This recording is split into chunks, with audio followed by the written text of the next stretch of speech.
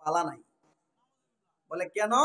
বলে মোহাম্মদ দিহি আগে শেষ রাত্রে ওইটা তাহাজ্জুদ পড়তো, এখন আর তাহাজ্জুদ পড়ে না। আগে মোহাম্মদের কাছে উহি আসতো, এখন উহিও আসে না। মোহাম্মদের আল্লাহ মোহাম্মদের তালাক দিছে। জোরে কন্যা নাউজুবিল্লাহ।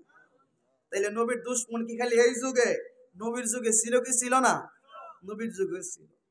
তখন আল্লাহ সূরাটা নাজিল করলেন, হাবিব আপনারে মক্কার মানুষ যাই বলুক আপনি কষ্ট নিয়েন না, কারণ আমি আল্লাহ আপনারে ভুলে নাই। জোরে কোন সুবহানাল্লাহ। গভীর মনোযোগ। আল্লাহ পাক রব্বুল আলামিন সূরাটা নাজিল করে বলেন, ওয়াদ-দুহা, দিনের আলোর কসম, যখন সূর্য ওঠে দিনের পূর্ণময় সময় থাকে, এই দিনের কসম। ওয়াল্লাইলি ইযা সাজা, ও হাবিব রাত্রের কসম, দিনের কসম। আমি আর আপনি যখন একজন আরেকজনকে কোনো কথা বিশ্বাস করাইতে যাই, তখন আমরা কসম কাটি। কারণ কসম কাটলে একে অন্যের কথাটা সহজভাবে বিশ্বাস করে নেই। আল্লাহর কথা তো আমরা এমনিতেই সহজভাবে বিশ্বাস করি, কসম না কাটলেও আল্লাহর কথা বিশ্বাস করি। এরপরও কেন আমার আল্লাহ কসম কাটলেন? আল্লাহ গো হাবিব, অদ্দুহা দিনের কসম, আল্লাইলি ইযা সাজা রাতের কসম, মা ওয়াদ্দাআকা রাব্বুকা ওয়া মা ক্বালা। হাবিব আপনার রব আপনারে ভুলে নাই, আপনারে ভুলে নাই। ইয়া রাসূলুল্লাহ, নবীজি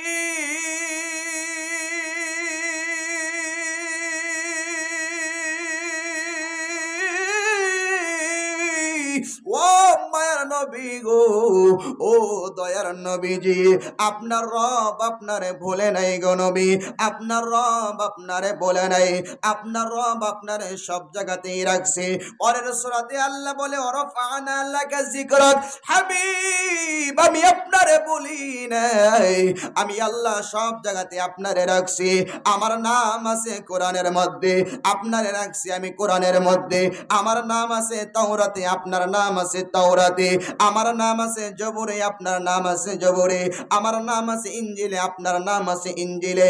আমার নাম আছে প্রথম আসমানে, আপনার নাম আছে প্রথম আসমানে। আমার নাম দ্বিতীয় আসমানে, আপনার নাম দ্বিতীয় আসমানে। আমার নাম তৃতীয় আসমানে, আপনি নবীর নাম রাখছি আমি আল্লাহ তৃতীয় আসমানে, আপনার নাম চতুর্থ আসমানে। আমি আল্লাহ রাখছি আপনার আমার সাথে আপনার নাম চতুর্থ আসমানে, পঞ্চম ষষ্ঠ সপ্তম আসমানের মধ্যে। ইয়া রাসূলুল্লাহ নবীজি, ও মায়ের নবী গো, আমি আল্লাহর নাম আছে আজানের মধ্যে, আপনারে রাখছি আমি আজানের মধ্যে। আমার নাম আছে জান্নাতে, আপনি নবীর নাম আছে জান্নাতে। আমার নাম আছে আরশে আজিমে, আপনি নবীর নাম আছে আরশে আজিমে।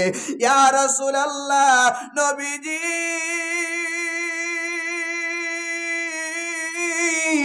ও মায়ার নবী গো, আমি আল্লাহ হইলাম রহমানুর রহিম, আপনি হইলেন রাউফুর রহিম। আমি আল্লাহ হইলাম রব্বিল আলামিন, আপনি হইলেন রহমাতাল লিল আলামিন।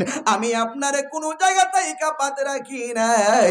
ইয়া রাসূলুল্লাহ, ইয়া হাবিবাল্লাহ, মা ওয়াদ্দাকা রাব্বুকা ওয়া মা ক্বালা। আপনার রব আপনারে ভুলে নাই, আপনারে বলে নাই।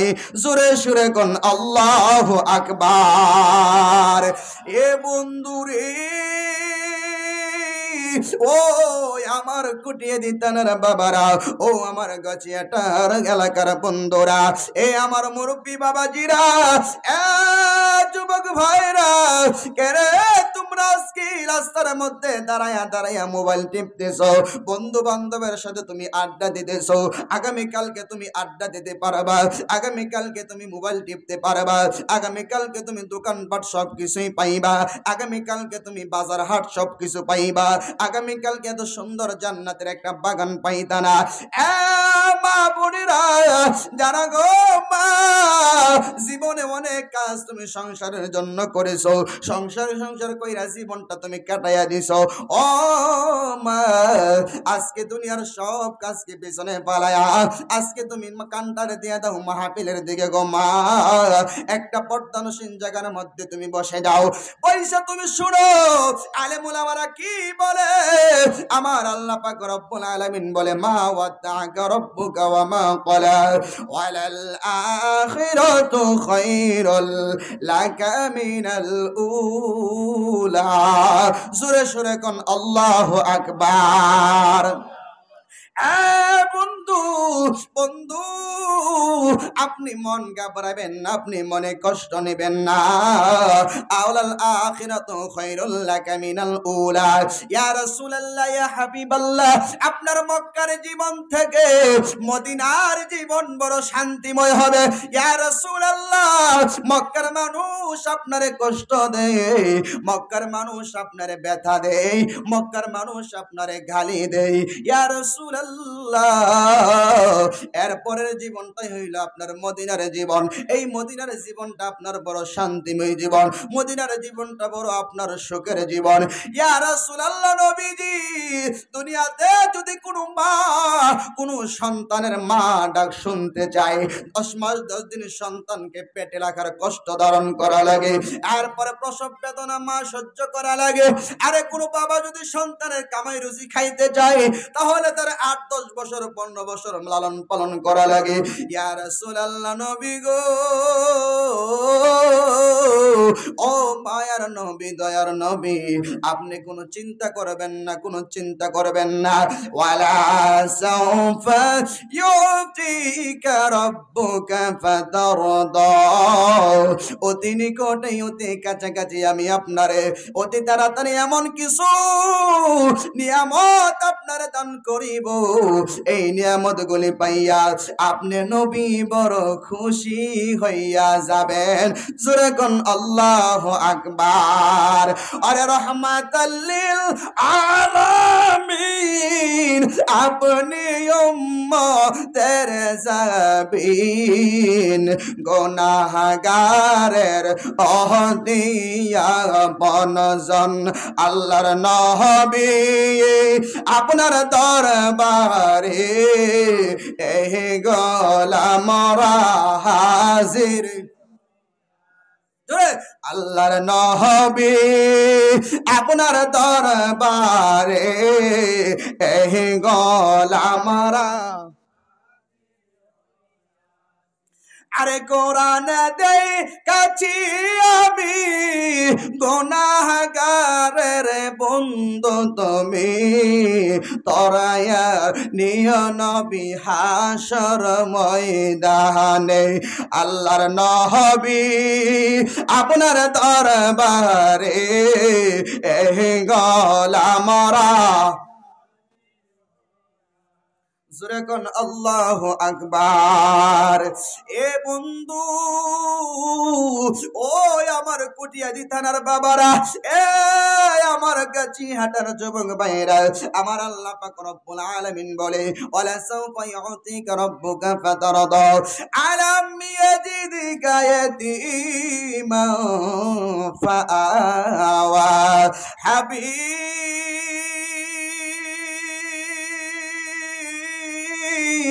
ও হাবিব আপনি কি মনে করে দেখেন না গো হাবিব, আপনি যখন এতিম ছিলেন তখন আপনার আমি আল্লাহ উত্তম লালন পালনের ব্যবস্থা করেছি। আপনার জন্মের 6 মাস আগে আপনার বাবা মারা গেছে। ইয়া রাসূলুল্লাহ আমি আপনারে কত সুন্দরভাবে আপনার শিশুকালটা লালন পালনের ব্যবস্থা করেছি। আপনার জন্মের 6 মাস পরে আপনার মা ও দুনিয়া 6 বছর পরে আপনার মা ও দুনিয়া থেকে বিদায় হয়ে গেছে। আমি আল্লাহ কিন্তু আপনার সুন্দরভাবে লালন পালনের ব্যবস্থা করেছি। ইয়া রাসূলুল্লাহ নবী গো ও মায়ার নবী দয়ার নবী আপনি কেন মন ঘাবড়াইবেন গো নবী? আপনি কোনো চিন্তা কইরেন না, আপনি কোনো চিন্তা কইরেন না। মক্কার মানুষ যদি বলে আপনারা আপনার রব ভুলে গেছে, আপনি কষ্ট নিয়েন না, কারণ আপনার রব আপনারে ভুলে নাই, আপনার রব আপনারে ভুলতে পারে না, আপনার রব আপনারে কখনো বইলা থাকতে পারে না। ইয়া রাসূলুল্লাহ, ইয়া হাবিবাল্লাহ, আপনি শিশুকালের কথাটা একটু স্মরণ কইরা দেখেন। আমার নবী শিশু অবস্থায় কেমন শিশু নবী, যেই নবী জন্মের 6 মাস আগে বাবারে হারায়া ফেলছে, জন্মের 6 বছর পরে নিজের মাকেও হারায়া ফেলছে, জন্মের 8 বছর পরে নিজের দাদাটাকে আমার নবীজি হারিয়ে ফেললেন। নাই নাই নবীর কোনো আপনজন নাই, নাই কেউ নবীজির কোনো প্রিয় মানুষ মক্কাতে নাই। আইরে যুবক, আজকে তুমি বুড়া মারে বুড়া বেটি বইলা গালি দাও, আরে বাবারে তুমি বুড়া বেটা বইলা গালি দাও। তুমি জানো নি তোমার বাবা তোমার জন্য কত কষ্ট করছে? তুমি জানো নি তোমার মা তোমার জন্য কত কষ্ট করছে? এই মারে যদি কষ্ট দিয়া তুমি 1000 কোটি টাকার মালিক হও, 1000 বার যদি তুমি মক্কা মদিনা যায় হজ করো, এরপরও তুমি কখনো আল্লাহ রাসূল পাইতা না। কারণ তোমার মা ওমা জান্নাতুকা ওমা নারুকা, তোমার মা হইল তোমার জন্য জান্নাত, তোমার মা বাবা হইল তোমার জন্য জাহান্নাম। যদি আব্বা আম্মারে খুশি করতে পারো তাহলে তোমার জন্য জান্নাত অপেক্ষা করে, আর যদি তুমি তোমার আব্বা আম্মারে কষ্ট দাও তোমার জন্য জাহান্নাম অপেক্ষা করে। কথা কোন ঠিক কিনা? গচিয়াটার যুবক, যুবকরি, কেন আজকে তোমার আমি মায়ের কথা বলি? কারণ আমি কাউসার আহমেদ আরিফে 2014 সালে আমি আমার মারে হারাইছি। এই জন্য মারে হারায়া জানি মা হারা কত ব্যথা কত কষ্ট। এই জন্য আমি তোমারে বলি মারে কখনো কষ্ট দিবা না, আরে মার সাথে কখনো খারাপ ব্যবহার করবা না, বাবারে কখনো চোখ রাঙ্গায়া কথা বলবা না, কারণ বাবা তোমার জন্য অনেক কষ্ট করেছে। আমার নবী গো উম্মত, এই উম্মত আমি তো আমার মা বাবার খেদমত করতে পারি নাই, ওই আমি পারি নাই, ওই আমি করি নাই, করিতে পারি নাই পিতা মাতার খেদমত করিও আমার উম্মত, করিও আমার উম্মত। বাবার মুখেতে মায়ের মুখেতে তুলে দেবে যে খানা, তাতে খুশি রব্বানা, তাতে খুশি রব্বানা। কথা কোন ঠিক কিনা? এ বন্ধুরে,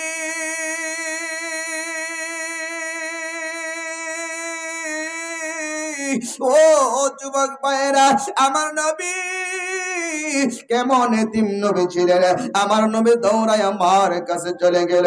আমার নবী যখন ছোট সময় মাঠের মধ্যে যায়, আরে মাঠের মধ্যে সন্ধ্যা যখন হয়ে যায়, তখন সকল বাবারা দৌড়ায় আয়েশা তাদের সন্তানগুলির কুলে নেই, মুখের মধ্যে চুমুকায়, গালের মধ্যে চুমুকায়, দোলামালি গুলি বইসা বাবা কোলে সন্তানকে নিয়ে যায়। আমার নবী একা একা এতিম নবী দাঁড়িয়ে থাকে। নবীর বাবা নাই, নবীর বাবা নাই, আরে নবীর বাবা নাই, নবীরে কেউ কুলে তুলে না, কেউ নবীর আদর করে না, কেউ নবীর গালে মুখে চুমুকাই না। নবী কানতে কানতে দৌড়ায় মার কাছে চলে আসছে, ডাক দিয়া কই মা, ও প্রাণের মা, বলো না গো মা, তুমি আমারে বলো না আমার বাবা কই গো মা, আমার বাবা কই? আমি রাখো সন্তান রে, সন্তান জীবনে কোনদিন আমার বাবার কথা প্রশ্ন করলি না রে, আজকে কেন তুই আমারে প্রশ্ন করলি? আমার নবী কই মা, মাগো যখন সন্ধ্যা হয়ে যাই গো মা, মাঠের মধ্যে দেখি কত সন্তানের বাবাগুলি দৌড়ায় আসে, আয়েশা তাদের সন্তানগুলির কুলে নেই, দুলাবালিগুলি মুইসা কোলের মধ্যে নিয়া গালে মুখের মধ্যে চুমুকাই গো মা। কেউ তো আমার কোলে নেই না, কেউ কোলে নেই না, কেউ আমারে টান দিয়া কোলে নেই না, আমারে কেউ আদর করে না। এই জন্য আজকে আমার বাবার কথা আমার স্মরণ হয়ে গেছে। আমেনার চোখ দিয়া পানি, সন্তান রে সন্তান নাই রে, তোর বাবা নাই, তোর জন্মের 6 মাস আগেই তোর বাবা দুনিয়া থেকে বিদায় হয়ে গেছে। নবী আমার ডাক দিয়া কই মা, বাবা নাই গো মা, বাবা নাই, বাবার কবরটা দেখতে পারবো নি, বাবার কবরটা জিয়ারত করতে পারবো নি, আয় রে বাবা আমার সঙ্গে আয়। আমার নবী দৌড়ায়া চলে গেলেন দাদার কাছে, নবীর মা চলে গেলেন শ্বশুরের কাছে, দয়া ডাক দিয়া কই আব্বা, শ্বশুর আব্বা, আপনার নাতি আমার কলিজায় আগুন ধরাইয়া দিছে, কতদিন আপনার সন্তানের কথা আমি ভুলে আছিলাম, হঠাৎ কইরা আমার সন্তান তার বাবার কত স্মরণ করে দিছে। শ্বশুর আব্বা, তার বাবার কবরটা জিয়ারত করতে চাই।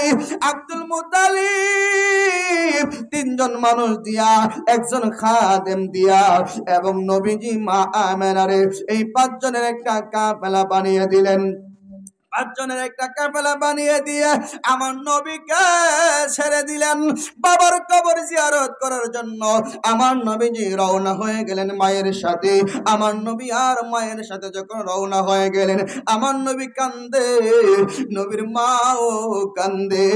আমার নবী দৌড়াইয়া বাবার কবরের পাশে গেলেন, বাবার কবরের পাশে যা ডাকে বাবা, বাবা গো বাবা, বাবা। কত মানুষ তাদের বাবাকে কত প্রাণ ভরে মন ভরে ডাকে, আমি তো কোনোদিন আমার বাবার দেখি নাই, আমার বাবারে কোনোদিন বাবা কইয়া ডাক দিতে পারি নাই। আজকের মাহফিলে কে জানি বসছে, হায় রে বাবা নাই, কত বছর ধইরা বাবারে বাবা কইয়া ডাক দিতে পারেন না, অথচ বাবা থাকতে দৈনিক কতবার আপনি ডাকতেন, মা থাকতে দৈনিক কতবার মারে ডাকতেন। আজকে আপনার কতদিন হয়ে গেল মা বিদায় হয়ে গেছে, মারেও ডাকতে পারেন না, বাবারেও ডাকতে পারেন না। কে জানি আমার মতো কপাল পুরা রে, মারে হারায় আজকের মাহফিলের মধ্যে বসে গেছে। আমার নবী বাবার কবরের পাশে দাঁড়ায়া দাঁড়ায়া হাউ মাউ করে কাঁদতে শুরু করলেন, বাবা, বাবা গো বাবা, আও বাবা আমার কাছে আও। আব্দুল্লাহ আমার নবীর বাবা কবরের মধ্যে থেকে চিৎকার মারে, মালিক দাও না রে, আমার সন্তান একটু বুকে নেই, নিয়ে আমি আব্দুল্লাহ আমার সন্তান একটু মোহাম্মদ রে আদর করি। নিয়ম তো নাই, মানুষ চলে গেলে আসতে পারে না। আমার নবী যখন এমন ভাবে কান্না শুরু করলেন, দৌড়ায় একটা ইহুদি চলে আসছে, আয়েশা ডাক দিয়া কয়, তোমার নাম কি, তোমার নাম কি? মোহাম্মদ। বলে জি আমার নাম মোহাম্মদ। তোমার মায়ের নাম কি? আমেনা। বলে হ্যাঁ আমার মায়ের নাম আমেনা। আমেনা, তোমার স্বামীর নাম কি? খাজা আব্দুল্লাহ। বলে হ্যাঁ। আমেনা রে, তাড়াতাড়ি কইরা তোর সন্তানটা নিয়ে বাড়িতে চলে যা, কারণ এই এলাকার ইহুদিরা তোমার সন্তানের শত্রু, এই এলাকার ইহুদিরা আমারে বাড়া করছিল তোমার সন্তানকে দইরা নিতাম। আমেনা রে, আমেনা, এই নবী সাধারণ কোন নবী না, উনি হইলেন আখেরি নবী, শ্রেষ্ঠ নবী, উনি হলেন রহমাতাল লিল আলামিন। রে আমেনা, যাও যাও তোমার সন্তানকে তাড়াতাড়ি করে নিয়ে যাও। আমারে ধরার জন্য ভাড়া করছিল, কিন্তু মুহাম্মাদের চেহারার দিকে তাকায় এত মায়া, এত মায়া রে, এত মায়া, এত সুন্দর চেহারা আমি ইহুদির জীবনে কোনোদিন দেখি নাই। এত সুন্দর মানুষকে আমি দইরা নিতে পারবো না, এত সুন্দর মানুষকে কখনো কষ্ট দিতে পারবো না। আমেনা তাড়াতাড়ি কইরা আমার নবীকে নিয়ে চলে আসতে শুরু করলেন। যখন আমার মা আমেনা আরে আবু নবক স্থানে আসলেন, মা আমেনার শরীরের মধ্যে জ্বর চলে আসলো, মাথার মধ্যে ব্যথা শুরু হয়ে গেল। সঙ্গের সাথীরা তাবু গাড়লেন, তাবু গাইরা আমেনা কয়, উম্মে ইমান দাসিরে পানি দে, আমার মাথায় পানি দে। মা আমেনার মাথার মধ্যে পানি দিতে শুরু করলেন। কিছুক্ষণ পরে ডাক দেয়, উম্মে ইমান আর পানি দিস না রে, পানি দিস না। এই উম্মে ঈমান, আর পানির কোনো প্রয়োজন নাই, কারণ আমার সন্তানের উম্মতেরা পানির জন্য অনেক কষ্ট করব। আমার সন্তানের উম্মতদেরকে আর পানি নষ্ট করিস না। আমি আমেনা আর দুনিয়াতে থাকবো না। উম্মে ঈমান রে, কথা দে, কথা দে, আমার মুহাম্মদের কোনোদিন তুই কষ্ট দিবি না, আমার সন্তানকে কোনোদিন কষ্ট দিবি না। আমার নবী মায়ের বুকের উপরে কান্দে, মা, মা গো, বাবা নাই। এরপরে তোমার মধ্যে আমি ছিলাম, মা, আমি তোমার বুকের মধ্যে ঘুমাইতাম, তুমি মা চলে গেলে গো, কে আবারে ঘুম পাড়াইব? কার বুকে মাথা রাইখা আমি মুহাম্মদ ঘুমামু? এই কথা বইলা বইলা নবীর মাকে দইরা কান্দে। মুহূর্তের ভিতরেই নবীর মা দুনিয়া থেকে বিদায় হয়ে গেলেন। মা, মা কয়া নবী কান্দে। ও মা, বাবারে দেখতে আইসা মারে হারাইলাম। এইখানে নবীর মাকে দাফন কাফন করলেন, কইরা চারজনের কাফেলা চলতে শুরু করলো মক্কার দিকে। বাবা খাজা আব্দুল মুত্তালিব, দাদা আব্দুল মুত্তালিব বাড়ির সামনে উঁচু জায়গার মধ্যে দাঁড়ায়া দাঁড়ায়া নাতির জন্য, ছেলের বউর জন্য অপেক্ষা করতেছে। তাকায়া দেখে রে, কাফেলার লোক ছিল 5 জন, এখন 4 জন দেখা যায়, মা আমেনারে দেখা যায় না। আব্দুল মুত্তালিব ডাকে, কই রে আব্বাস, আবু তালেব কই রে, কই তোরাই? আমার নাতি মুহাম্মদের কপাল বুঝি আবার পড়ে গেছে, আমার নাতি তার মারে হারায়া ফেলছে, আমার নাতি মুহাম্মদের দুনিয়াতে আপন বলতে আর কেউ নাই। দৌড়ায়া দাদা গেলেন, দাদার কোলে নাতি আসলেন। দাদা, নাই নাই আমার মাও নাই, নাই নাই আমার বাবাও নাই দুনিয়াতে। ও দাদা, তুমি আমারে বলো না, আমি কার বুকে মাথা রাইখা ঘুমামু? এইভাবে নবী কান্দে। নবীর দাদা কো, নাতি, বাকি জীবন তুই আমার বুকের মধ্যে মাথা রাইখা ঘুমাইবি। আল্লাহর কুদরত বোঝা যায় না। আমার নবীর দাদা, নবীর 8 বছর বয়সে দুনিয়া থেকে বিদায় হয়ে গেল। দাদার লাশের উপরে পয়সা, দাদার লাশের উপরের মধ্যে শুয়া শুয়া কান্দে। দাদা, দাদা গো, দাদা, তুমি কেমনে আমার সাইরা চইলা গেলা? আমার মা নাই দুনিয়াতে, বাবাও নাই, তুমি দাদা ছিলা, আজকে তুমি দাদাও নাই। আব্দুল মুত্তালিবের লাশটা নিয়ে চলে যাচ্ছে, নবীজি পিছনে পিছনে কান্দে, দৌড়াইতে দৌড়াইতে একটা পাহাড়ের চূড়ার মধ্যে বসলেন। আরে আমার নবী পাহাড়ের চূড়ার মধ্যে বৈশা বৈশা কান্দে। পাহাড় ডাক দিয়ে কই, নবী গো, ও মায়ার নবী, দয়ার নবীজি, ও মায়ার নবী, আপনি কাঁদবেন না, আপনি কাঁদলে আমরা পাহাড় সহ্য করতে পারি না। আপনি তো শুধু মানুষের নবী না, আপনি তো সকল কুল কায়নাতের নবী। আমরা পাহাড়ের নবী, গাছের নবী, মাছের নবী। জোরে কোন আল্লাহু আকবার। এ যুবক, দেখছনি আমার নবী মা বাবার জন্য কত কান্না করেছে। আজকে তো তুমি তোমার বাবার সাথে খারাপ ব্যবহার করো। বাবা যদি কই একদিকে যাও, তুমি আরেক দিকে চলে যাও। বাবা যদি কই সন্তানের গরুটা বন্ধে নিয়ে যায়, 1 বস্তা ঘাস কাটতে নিয়ে আয়, আমি এখন পারতাম না, আমি বাজারে যামুগা। কথা কন না কেন? অনেক যুবকেরা বাবা মার কথা শুনতে চাই না, আব্বা আম্মার অবাধ্য। আর যদি আমরা দেশের যুবক বিয়ে করতে পারে রে, এই যুবক তো আর আব্বা আম্মার সাথে ভালো সম্পর্কই থাকে না। কথা কন ঠিক কিনা? 20 বছর, 25 বছর, 22 বছর একটা মা, একটা সন্তান, একটা বাবা, একটা সন্তান লালন পালন করে বুঝলো না কেমনে সন্তানকে বড় লোক বানাইবো, কেমনে লাখপতি বানাইবো, কেমনে কোটিপতি বানাইবো। আমরা দেশের শ্বশুর আর শাশুড়ি, হৌরে আর হুড়ি 6 মাস পর ওই বুঝজালা মেয়ের জামাইরে কেমনে বড় লোক বানান যাইবো। কথা কর না কেন? কষ্ট পাইতেছেন আপনারা? কষ্ট পাইতেছেন? আলোচনা খারাপ লাগতেছে?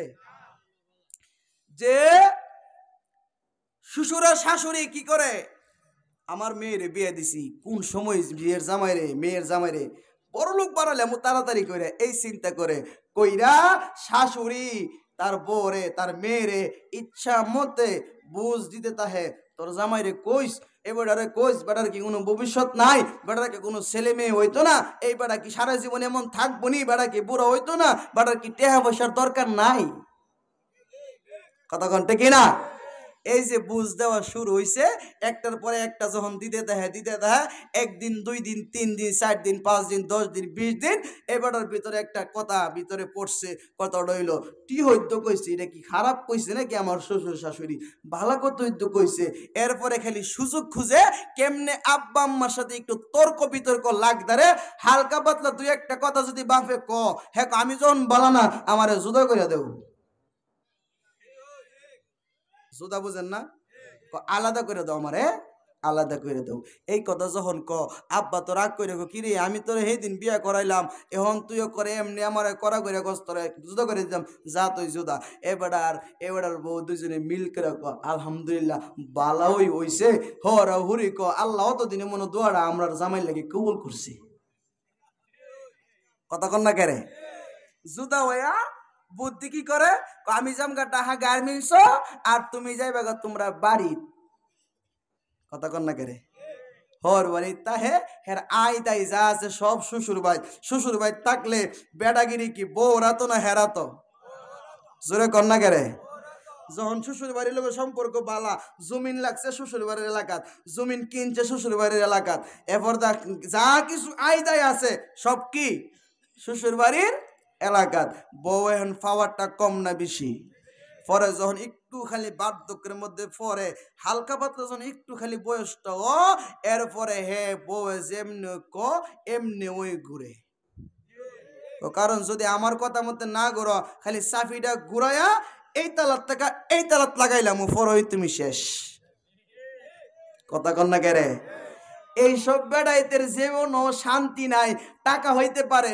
পয়সা হইতে পারে কিন্তু গিয়া দেখবেন শান্তি নাই রাতের বেলা বর পাও ধরে বইয়া থাকে কথা কন না কেরে এ যুবক তোমার মা তোমার বাবা তোমাকে কত কষ্ট করে এত বড় করেছে এই আব্বা মারে কামাই খাওয়াও না আব্বা মাল্লেগা মিষ্টি আপেল কমলা শুনে না শ্বশুর বাড়িতে গেলে বাবা রে টিহা না থাকলে রেন কইরা লয়া পড়ে যা কথা কোন ঠিক না কেরে যা জানেননি এবার চিন্তা করে শ্বশুর বাড়ির জামাই বড় সড় যদি না বেশি করে না লইয়া যায় ইজ্জত থাকতো না আরে তুই ইজ্জতের চিন্তা করছ তুই তো পরকালের চিন্তা করলি না শ্বশুর বাড়িতে নিয়ে যা অসুবিধা নাই কিন্তু আব্বা আম্মারও তো দেওয়ার দরকার কথা কন না কেরে আব্বা আমার খবর নাই বাড়ির যা 6 বছরে একবার আর শ্বশুর বাড়ির যা মাসে 3 বার এমন পাবলিক আছে না নাই এ যুবক কেন তুমি তোমার আব্বা আম্মারে কি তুমি চিনো না তোমার আব্বা আম্মার সম্পর্কে তুমি কেন এখনো বুঝো না তোমার আব্বা আম্মা কারণ নবীকে যে ভালোবাসবে সে ইমানদার হয়ে যাবে কারণ বাঁচতে যদি হয় নবীকে নিয়েই বাঁচবো মরতে যদি হয় নবীকে নিয়েই মারবো কোরআন আমার সংবিধান আমি মুসলমান লা ইলাহা ইল্লাল্লাহ আমার কালিমা জীবন দিব কিন্তু বাতিলের কাছে কখনো মাথা নত করা যাবে না কথা কোন ঠিক কি না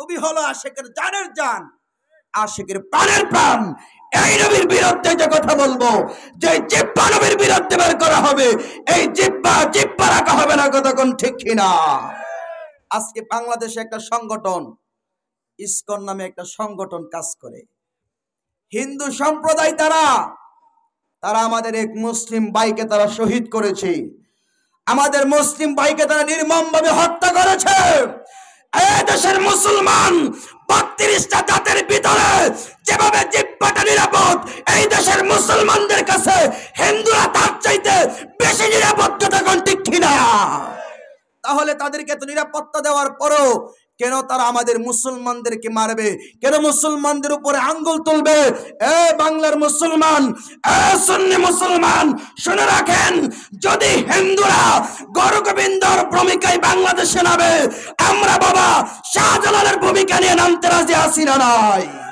জোরে বলেন আছি না নাই এই জন্য যে কোনো সময় ইসলামের জন্য, রাসূলের জন্য, কোরআনের জন্য, মসজিদ মাদ্রাসার জন্য ডাক আসতে পারে। আসলে আপনারা নামতে রাজি আছেন না নাই? আমরা দরকার হয় জীবন দিয়ে দিব, এরপরও আমরা ঈমান দেব না। কতক্ষণ ঠিক কিনা? আমরা শাহজালালের উত্তরসূরি, এই দেশ বাবা শাহজালালের দেশ। কতক্ষণ ঠিক কিনা? বাবা শাহজালাল, এই শাহজালালের নাম নিলে অনেকের আবার আগুনও জ্বলে। এরা যে কোন মুসলমান আমার বুঝে আসে না। কতক্ষণ না কেন? আজকে দেখেন এই দেশে উলি আল্লাহর ইসলাম আনছে, মুর্শিদপুর দরবার শরীফ, এত বড় বিশাল একটা দরবার, আর এই দরবারের মধ্যে কোনো মাজার নাই, বড় গম্বুজ নাই। এরপরও দেখেন অনেক 50-60-70টা গুরু ছিল, এই একটা গুরুও নাই। মসজিদের ফ্যানগুলি ছিল, একটা ফ্যানও নাই। মসজিদের বাতি ছিল, একটা বাতি নাই। কার্পেট ছিল, কার্পেট নাই। সবগুলি তারা চুরি করে নিয়ে গেছে।